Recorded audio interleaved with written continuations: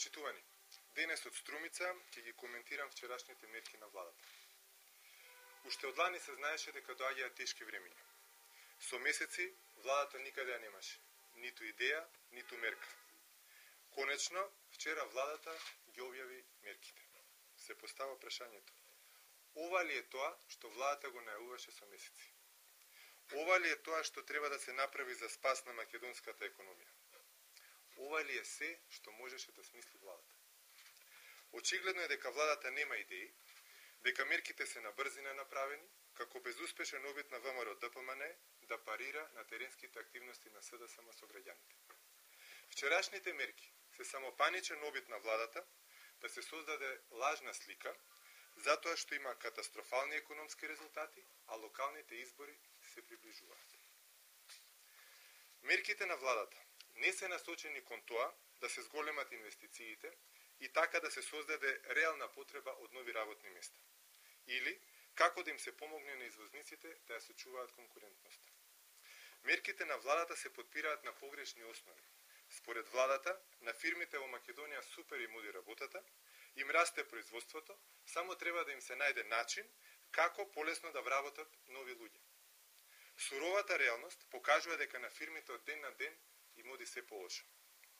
Владата на премиерот Груевски не може да побегне од логиката што ја користи и кај јавната администрација. Нови вработувања при ист или намален обем на работа. Вистинска мерка на владата ќе беше да им ги врати на фирмите милионите евра што им ги должи за неплатени обврски и за поврат на ДДВ. Само таа една единствена мерка ќе помогнеше на македонската економија 10 пати повеќе од сите мерки што вчера ги најави владата. При тоа, само се наметнува прашањето дали владата ќе ги користи повратот на ДДВ и плаќањето на незините обврски како инструмент за да врши притисок врз фирмите и тие спротивно на својата волја да бидат принудени да ги реализираат мерките на владата.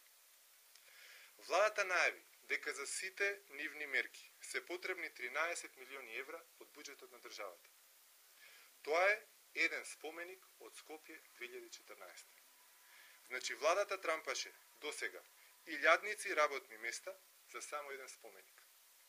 Колку ли работни места можеа да се отворат, да не беа спомениците, златните коњи, златните врби, жалните врби и златните огради. Владата вчера конечно призна дека не е способна да ја раздвижи економијата и да помогне да се отворат нови работни места, но на издржан, одржлив економски начин. Затоа владата бара чаре со привремени вработувања на илјадници луѓе, кои, замислете, се поклопуваат со периодот до локалните избори. Во вчерашните мерки на владата има и една која е преземена од пакетот на 27 економско-социјални мерки на СДСМ. Тоа е мерката за докапитализација на Македонската банка за поддршка на развојот.